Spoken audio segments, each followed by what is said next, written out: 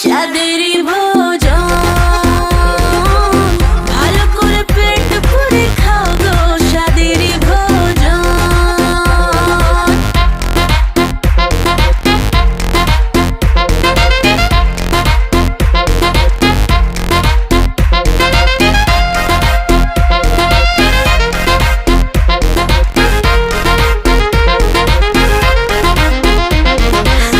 হাসি মুখে খেতে হবে, না হলে যে বৃথা যাবে। এত সব করা খাটনি,